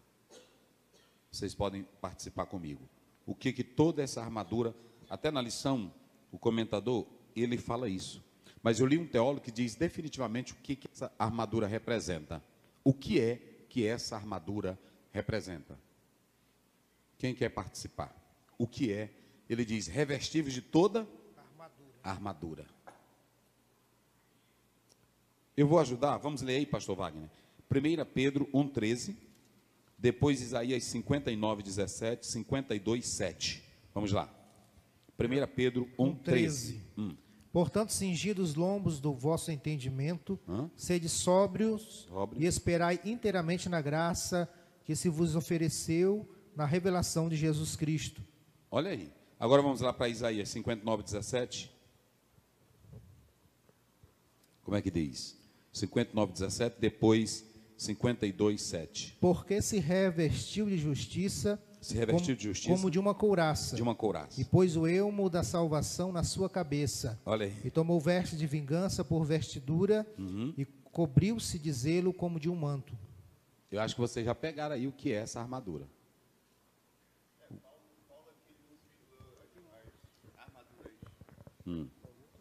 Militar. Isso. Para a gente comparar para as espirituais. Isso. Né? Isso. Vai falando aqui, cingir, isso, né, com a verdade, né? Aí a gente vai para João, né? Isso. Aí calçar, né, a preparação como... Pronto, mas vamos lá. Aí essa pode ficar aí, pode ficar. Essa verdade é o quê? Jesus. Pronto. Então João 8,32, conhecereis? A verdade. Pronto. Aí essa couraça da justiça é o quê? Então, é contra os dardos inflamados que o inimigo lança, isso, né? Aí mas ela é o quê? Essa couraça é quem? É o revestimento que a Romanos 5 primeiro, justificado, pois, temos pela paz fé, com Deus. Todo esse armamento, irmão, é uma peça só, é só Jesus. Vocês entenderam agora? Esse armamento todinho aí que a gente tenta criar, o que o irmão, ele acertou aqui. Todo o armamento aí, por exemplo, calçar os pés com a preparação. Pronto, onde é que tu calças sandália?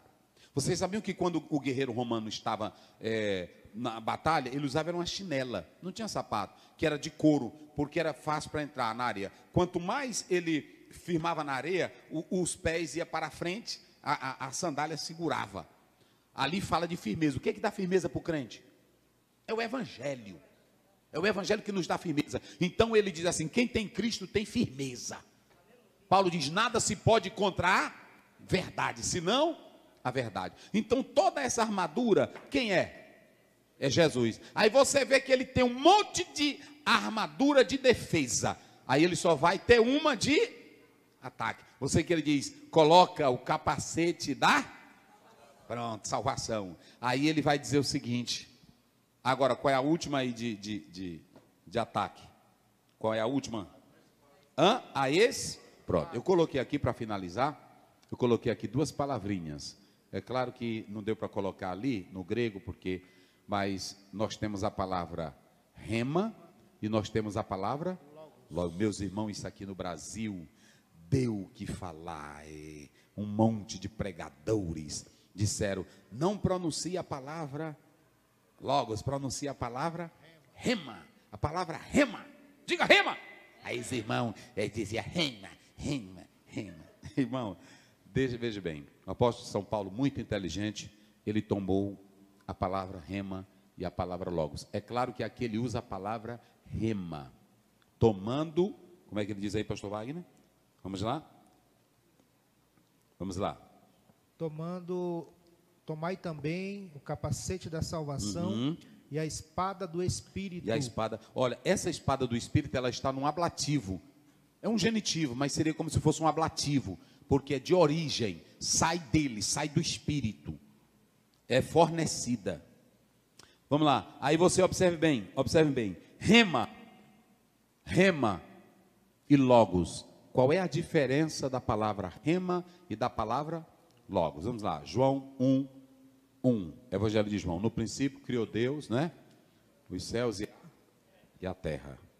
Né? E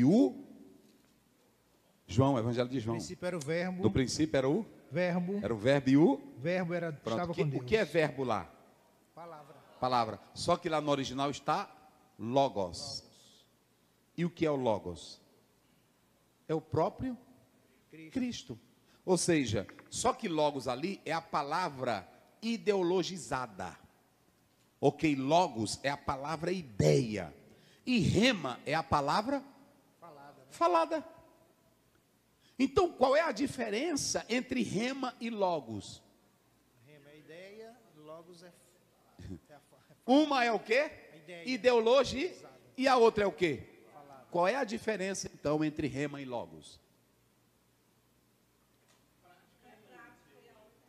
Uma é prática e a outra é ideal. E qual é a diferença na essência delas? Se tu diz assim, eu não vou pronunciar rema, eu vou pronunciar logos. Qual é a diferença entre ambas? Não há diferença, meu Deus do céu. E por que eles ficaram com o negócio? Diga rema! Irmão, porque é chique, né? É porque é chique. Mas deixa eu dizer uma coisa para vocês. Logos é a palavra que é o verbum do latim que Deus colocou, é Jesus Cristo. Mas quando você fala a palavra, ela tem autor e ela é rema também. Rema e logos é a mesma. Aí quando você vai para Hebreus, lê aí só para a gente finalizar aqui. Hebreus 4:12. Olha o que ele diz aí. Vamos lá, como é que diz? Hebreus 4:12. Aí não tem diferença. Olha, porque a palavra de Deus é viva. A palavra de Deus é viva e eficaz. Vê aí no original, que eu não trouxe o meu aqui. 4:12. Como é que diz? A palavra de Deus é o quê? Viva e eficaz. Viva e eficaz. E o que mais? Mais penetrante do que qualquer espada de dois gumes. Mais penetrante do que? Qualquer espada de dois gumes. E faz o quê? E penetra até a divisão da alma e do espírito e das juntas e medulas. E é apta para discernir os pensamentos e intenções do coração. Ó, lá em Hebreus 4:12. Deixa eu ver aqui, pastor Macedo. Por favor, aqui. É porque, irmão, eles têm uns aplicativos bons e eu não consegui ainda baixar no meu celular. Até um pastor aí baixou ontem, ele baixou para ele. Mas está bem aqui, né? Porque a palavra de... Aqui, ó, logos, teos. É claro que aqui está no nominativo, mas é logos, teu. É a palavra de Deus, é genitivo. Então, observe bem quando ele diz assim, ó. A palavra de Deus é viva e... eficaz. Então, qual é o termo que aparece lá? Logos. Logos. Que é a palavra que é viva e eficaz. Pronto. É a palavra que mantém, é a palavra que sustenta, é a palavra que não te deixa cair. É coisa boa, irmão. Não dá de falar a língua, né? Dia desse o irmão botou na internet, pastor, nunca vi você falando línguas. Não vou dizer nada não para esse irmão. Janela 10:40. Olha aqui, ó. É uma significação bíblica, primeiro, uma batalha espiritual chamada Janela 10:40. Ali pode ser descrito como o quê? Fortaleza. Vamos lá. De Satanás. Digam aí vocês, o quê? Fortaleza de Satanás. Aí você tem os males presentes na janela 10:40. Quais são os males? Pobreza, calamidade e enfermidade. Pode passar. Vamos lá. É o resumo do livro. Passa aí, meu filho. Pronto. Aí você tem a definição geográfica. A definição está ali 10 a 40 graus ao norte da linha.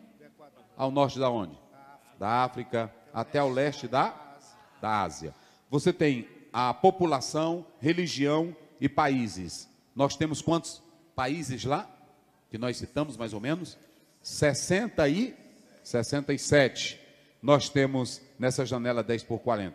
Temos grandes cidades com mais de 1 milhão de habitantes. Observem que nós colocamos lá, vivem quantas pessoas? Mais de 4? É bilhões, né? É bilhões. Corrige bem aí. Tá, milhões, é bilhões. 2/3 da população do mundo. Sendo o quê? Os maiores opositores de quem? Cristianismo. Pode passar. Lá estão as 3 grandes religiões. Quais são elas? Islamismo, budismo, hinduísmo. Tem quantos países? 67. Lá existem mais? 95% de povos não evangelizados. 82% Das pessoas mais pobres do mundo. mais pobres do mundo. Irmão, em nome da fé, em nome de uma religião cega, da escravização, ali as pessoas, elas estão tanto no problema espiritual como pobreza. Lá é o lugar com maior número de analfabetos, é o local que tem guerras, terrorismo, isso traz pobreza, desequilíbrio social, socioeconômico. Então, tudo isso vai ocasionando mais problemas, doenças demais. E aí você pode observar que lá se concentra o quê? 80%? Pronto, então aí você está. Pronto, aí está. Essa é a realidade. Está vendo, irmã? O que nós vamos fazer pela janela 10x40? Pode passar. Por que a janela 10x40 nos desafia? Porque tem o histórico nesse local, Abraão. O mundo começa lá, meus irmãos. Tudo começa lá. Países menos evangelizados dominam os 3 blocos religiosos, reina a pobreza, grandes cidades menos. Ali está o quê? Fortaleza de Satanás. Aí, no último ponto da lição, o autor diz que nós temos que fazer 3 coisas para quem quer evangelizar. Primeiro, orar. Qual é o primeiro? Orar. A oração, ela tem o poder e ela nos move, ela nos sensibiliza. A oração também, ela abre portas para levantar outros missionários. Aí depois vem o projeto social. Deixa eu explicar 2 coisinhas aqui nesse final. Projeto social e o projeto Mais Médicos. Quem já ouviu falar no projeto Mais Médicos? Já ouviu? Não, já, pastor? Quem quer falar aqui para os irmãos, até melhor do que eu, do projeto Mais Médico? Quem quer? Você conhece, irmão, o projeto Mais Médico? Só por alto, né? Quem conhece? Quem quer dar uma palavra aqui? Não. Esse projeto é Médicos com a Missão, né? Inclusive na nossa convenção foi tratado isso. São médicos, advogados, engenheiros que...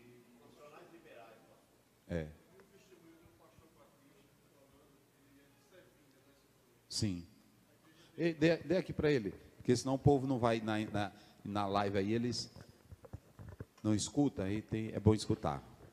Pastor, eu vi o testemunho de um pastor batista há alguns anos em João Pessoa, ele falando que na igreja dele, ele é um brasileiro, está há mais de 20 anos em Sevilha, na Espanha, e inclusive a cidade de Sevilha é datada do tempo do trabalho do apóstolo Paulo, né? Sim. E ele dizendo que a igreja dele, com um pouco mais de 200 membros, ele já tinha enviado mais de 200 missionários, justamente para esses países da janela 1040, através de profissionais, médicos, engenheiros e outros profissionais liberais. Quando ele ministrava a palavra, o Espírito Santo trabalhava nos corações e eles ficavam assim compungidos em fazer evangelização e ser missionário. Então ele pegava aqueles profissionais, aqueles irmãos, treinava um curso teológico de 6 meses e enviava como profissionais. Inclusive, ele fez uma citação de um exemplo de um casal, ela médica e ele engenheiro, que sentiram no coração de ir para a Alemanha. Sim. E lá na Alemanha, ela conseguiu um emprego em um hospital e ele foi trabalhar como fotógrafo. E ali ela começou a evangelizar para os companheiros de trabalho, para enfermeiras e outros médicos, e chamava para a casa dela para uma reuniãozinha. E ali na reunião, em casa, ela ministrava a palavra. Um pouco tempo depois, teve aquela guerra na Síria, aquela revolta, aquela revolução na Síria, guerra civil. Sim. E muitos sírios, fugindo da guerra, foram para a Alemanha. E quando chegavam no hospital, feridos, para serem tratados, ela chegava com ajuda médica e com a palavra. Isso. Esse trabalho que ele está falando aí, médicos com uma missão, advogados com uma missão, É porque, se vocês analisarem, irmãos, nessa janela 10x40, você tem problema demográfico, você tem problema econômicos, a maior pobreza, você tem problemas sociais, você tem problema de saúde. A questão da saúde aqui é precária, é horrível. Além disso, essa região aqui da janela 10x40, elas são marcadas por tsunamis, tempestades, tempestade de areia, outras situações que são naturais, que trazem problemas para essa região. Então, fica um povo sem saúde, doenças, além disso, o analfabetismo, além disso, o mundo espiritual das forças demoníacas estão aí. Então, o que a igreja vai fazer diante desse cenário? E aí eles entenderam duas coisas, aliás, três: a oração, um projeto social. Hoje nós temos missões que trabalham com social e conseguem entrar nesses países. Ele não entra logo dizendo que é missionário, ele não entra dizendo que é um evangelista, entendeu? Ele entra trazendo água, trazendo alimentos, roupas, monta uma instituição, uma ONG, entendeu? É muito bonito isso, meus irmãos. Monta uma ONG, monta uma instituição e vai dando comida, vai levando, e aquela pessoa vai vendo o amor que aquele... o que esse homem sai do país dele, essa mulher, para vir para cá? Para vir para cá e me entregar esse alimento. Então eles começam a questionar: que amor é esse? Eu li um teólogo que diz que esse é o maior testemunho pessoal e impactante, sem fala, que um cristão faz. Não é assim? Então lá ele vê assim, olha, fulano de tal está vindo do Brasil, por que ele faz isso comigo? E aí, como ele falou ali, aí ele faz um café, faz um chá, e aí dá para aquela pessoa, e sem ele fazer alarde, sem ele gritar, ele consegue ganhar aquela pessoa para Jesus. Criou um relacionamento para pregar o evangelho. Sim, aqui. Vai. Nós temos lá em Uberlândia um trabalho missionário forte. Você sabe, forte porque eu acredito que ele é forte. Inclusive de lá nós tivemos, a gente nem cita muito o nome dele, que ele esteve agora na nossa igreja. Degnaldo. Isso, que ele trabalhou lá no Egito, ficou preso lá, quase morre. Sobre ele mesmo que eu estou estendendo a minha fala. Muito importante. Fique em pé, que aí é até melhor, irmã. O pessoal vê. Então, o nosso pastor Degnaldo, um menino de Deus, né? E tanto ele quanto o pastor Antônio, o Antônio foi para lá como técnico de futebol. E também nós temos a missionária Lilian, e eles foram para lá cuidar de saúde de crianças que davam uma doença na pele, tipo uma lepra na pele, e ninguém queria cuidar. E até agora eles estão de volta a Uberlândia, porque pelo amor, pelo carinho que eles tiveram esses anos todos lá, uma filha adoeceu e está em tratamento em Uberlândia, numa situação muito difícil. Né? Então, eu acho muito importante a forma, você está falando sobre forma de ir. Isso. Então, a forma que eu vejo esses meninos trabalhando, agora o Degnaldo também está lá no meio dos muçulmanos, né? Disfarçadamente, novamente, nesse trabalho tremendo. Eu falei: filho, como é que você deixa... Você formou para advogado, você é muito inteligente, fala vários idiomas, a esposa formada, né? E ele aguardou esses anos todos para conseguir de novo trabalhar o coração da esposa. Ele tem vocação mesmo. Tem uma vocação fortíssima. Eu conheço, é verdade. Está lá. Ontem ele mandou mensagem, a gente disse que estava aqui com você. Ele ficou maravilhado. Então, ele está lá fazendo um trabalho tremendo com muçulmanos. Com chazinho, a esposa fazendo chazinho na casa, aprendendo alimentação, fazendo aquele alimento que eles admiram e trazendo para casa. É uma forma tremenda. Não, eu acho tremendo. É uma coisa linda. Então, finalizando, isso que Finalizando, nós temos a Missão Sal da Terra em Uberlândia, uma igreja cristã que a gente admira também, que todo ano eles vão, os médicos, enfermeiros, dentistas, todo ano. E a nossa igreja, os empresários, a nossa igreja agora está com 20 dias que a gente trabalhou junto com eles, fazendo um grande bazar para esse investimento, para esses né? meninos todos viajarem Isso. para lá. Porque como ele falou ali, por exemplo, o irmão aqui é advogado, ele quer ir. Ele não pode apenas ir porque é advogado. Ele tem que ter um preparo teológico, missiológico, não é isso? Para ele poder ir. A mãe é médica, ela sente mais o marido. Gente, eu estava vindo agora de um país, e quando eu estava lá no aeroporto, uma pessoa me gritou. Aí disse, pastor Osiel, é o senhor? É um rapazinho novo, a esposinha bem novinha, buchuda. Aí ele disse, tu vem de onde, irmã? Ele disse, pastor, eu sou lá, eu trabalho no muçulmano. Ele me deu o telefone dele, rapaz, eu salvei. Irmão, se tu está me ouvindo aí, tu entra em contato comigo. Porque ele ficou de ir na nossa igreja, eu disse que ia levar ele lá para dar uma oferta para ele. Ele mais a esposa, um casal novinho, irmão, saiu aqui do Brasil, parece que é lá do Paraná, e foi para lá para fazer a obra. Eu perguntei para ele, rapaz, por que faz isso? Só faz isso quem tem poder de Deus. Aí é que eu digo que é revestido de poder para entrar numa área dessa aqui. Não é assim? Numa área dessa, aí pronto. Aí eu disse, rapaz, pronto. Então é o seguinte, é um médico, ele faz um treinamento missiológico, não é isso, irmão? Ele é treinado, ele é orientado. Aí ele vai com o serviço dele, e quando chega lá, ele tem um momento certo que ele pode aplicar, porque ele não pode comprometer o serviço dele, não é isso? Então tem todo um preparo, não é o fato dele ser médico, advogado, engenheiro, que ele vai, não é assim? Ele tem que ter todo o preparo e também a chamada, não é assim? Mas ele se banca, Eu até disse para uns irmãos lá que eu não preguei agora, eu preguei domingo, que era o culto de missão. Aí eu disse, se o irmão quiser ir, nós estamos com a porta aberta lá. Nós estamos sustentando um missionário lá. Mas o irmão que quiser ir, pastor, eu quero ir para o Paquistão. Pode vir que nós te manda. Pode vir, pastor, eu quero ir. A igreja manda. Por quê? Porque é um desafio certo. Primeiro, você vai e não sabe se volta. Ninguém vai enganar aqui também, não é isso? Por isso que lá na igreja nós temos um contrato, né? Nós temos um contrato, temos um seguro de vida, porque se morrer lá, temos como nós trazer para o Brasil. Porque se não tiver o seguro, aí fica difícil, é muito caro. Aí é o seguinte, é morrer. Por isso nós falamos aqui que é um confronto. Vocês estão entendendo o que é ser crente? Aqui no Brasil, um dia desse, tem irmão contando. Irmão, aqui na Bolívia eu estou sofrendo 1 quilo de carne. Olha, o quilo de carne é tanto, sofrendo. Ah, meu irmão, vai, sofrendo. Às vezes tem pastor nosso aqui que diz assim, eita luta ministerial, não é assim? Eu digo lá por nós, isso aqui é do nosso. Eu disse, você não tem luta nenhuma. Termina o culto, vocês vão para a casa dos irmãos. Aí lá as irmãs chegam, toda a área nossa lá, irmão, não tem uma irmã que não venha com uma panela de açaí.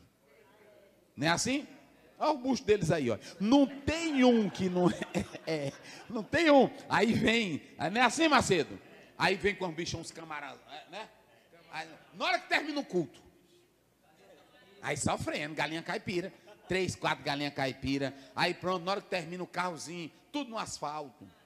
Sofrendo. Irmão, tu nunca pegou as quarentenas de Paulo. Tu nunca pegou. Ei, irmão, negócio sério. Mas temos nossa luta. Olha, eu não considero a luta com o irmão ruim um sofrimento pastoral. Irmão ruim, diz o Edson Queiroz, irmão ruim é que o diabo está nele, ele não quer contribuir para o reino de Deus. Não é assim? Aquele ali, tu corta ele fora. É assim, irmão, tu não quer servir aqui não? Então cai fora. Não é assim? Cai fora. Tu quer ajudar? Vamos tocar para frente. Agora Edson Queiroz diz, não perca tempo com pessoas ruins na igreja, que vai atrapalhar o teu ministério e é uma artimanha do diabo para não deixar você fazer a obra. Às vezes tem pastores tão bons, tão trabalhadores, que um crente ruim está fazendo ele perder. Já tem 30 anos e eu lutando, tanta gente no pecado, eu lutando com o irmão com 30 anos de crente. Quer nada. Pronto, é que nem um irmão chegou lá em Corotá, ruim, tanto tempo dando problema. Aí ele, pastor Benel, eu quero me reconciliar. Eu disse, pai, não, irmão, vai fazer o seguinte: vá para o mundo, te acaba na cachaça, tu fica lá. Aí quando tu disser assim, eu já me esgotei, aí tu volta. Porque eu já te reconciliei não sei quantas vezes. E tu não segura.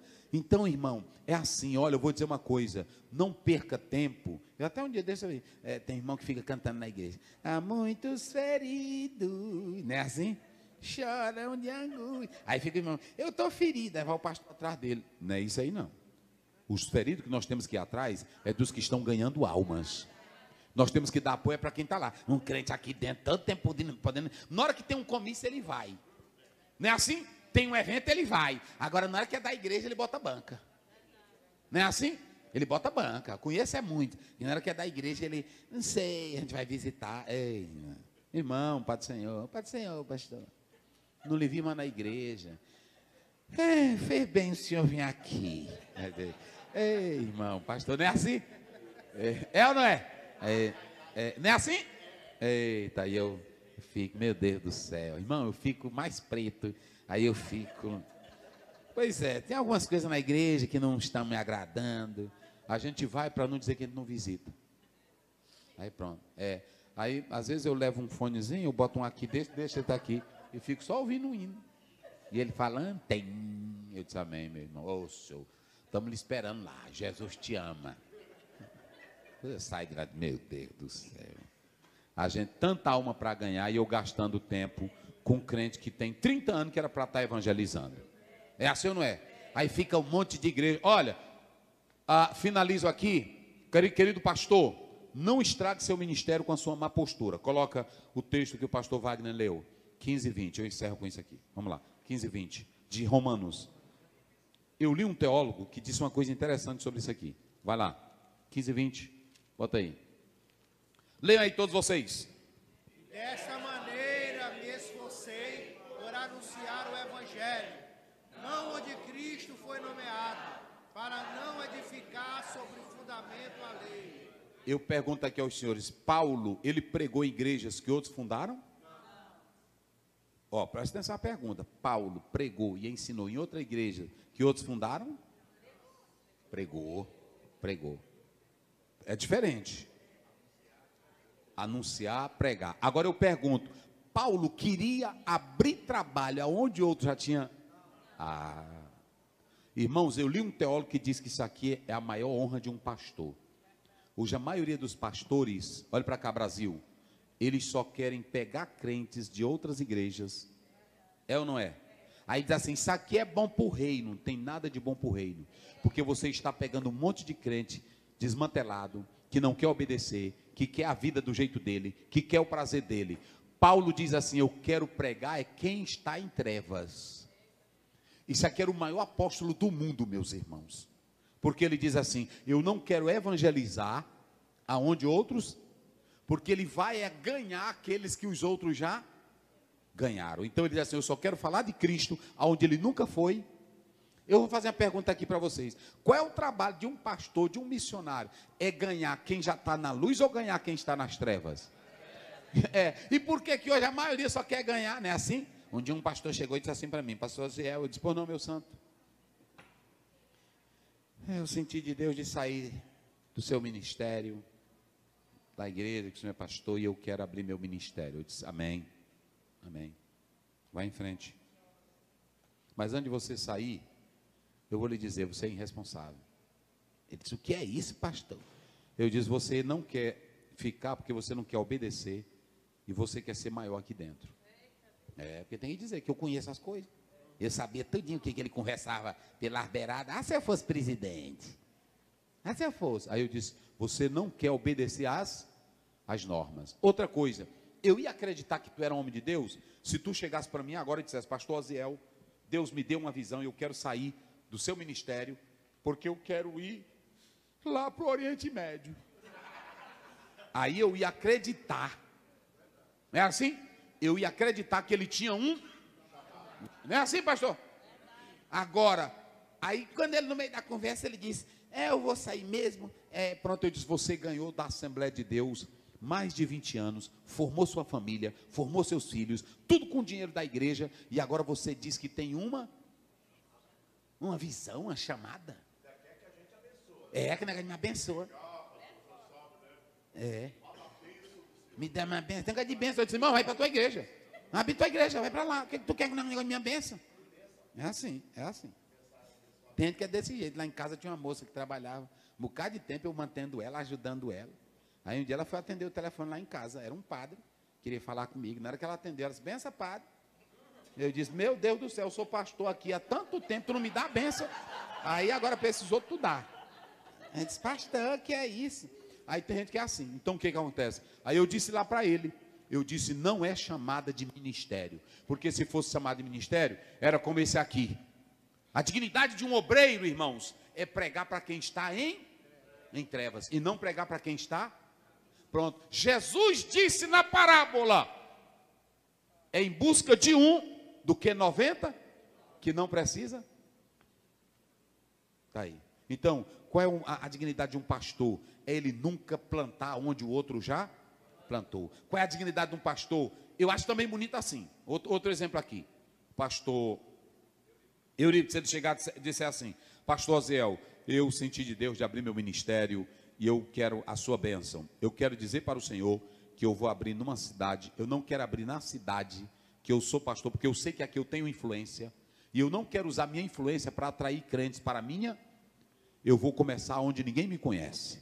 É também de Deus ou não é?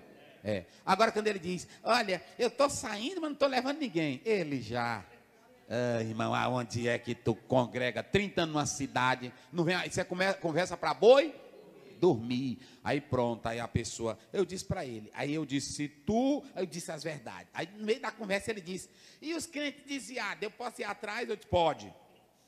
Aí ele diz, você sabia que aqui também tem crente que não gosta do senhor? Eu posso levar esse? Eu disse, você faz um favor para mim.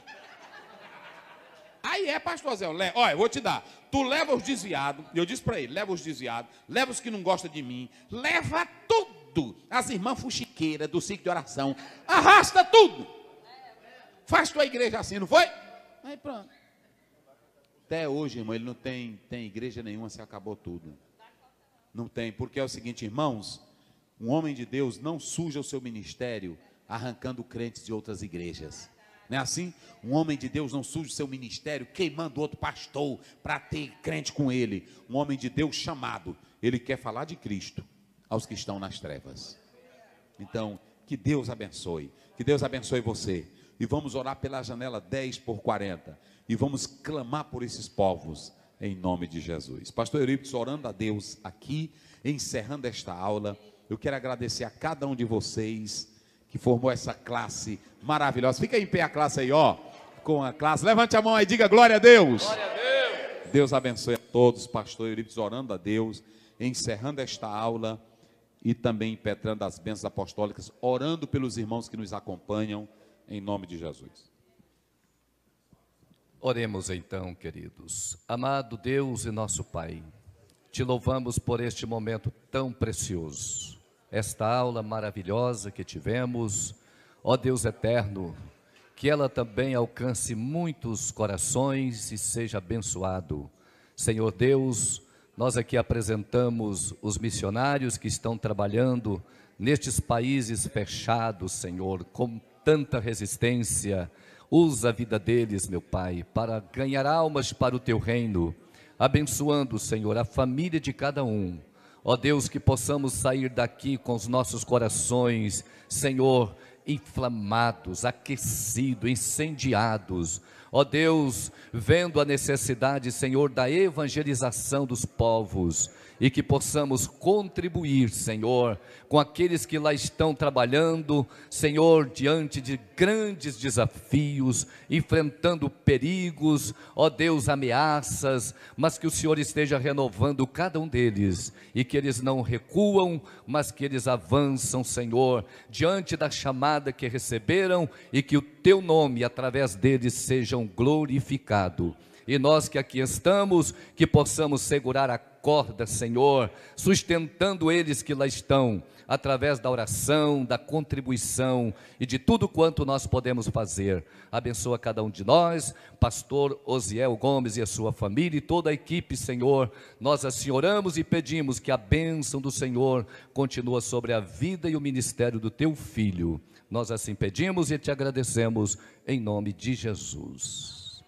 Digamos juntos agora, todos, a graça de nosso Senhor Jesus Cristo, o grande amor de Deus e a doce comunhão do Espírito Santo permaneçam conosco, não só agora, mas para sempre. E todos digam amém. Muito obrigado. Deus abençoe.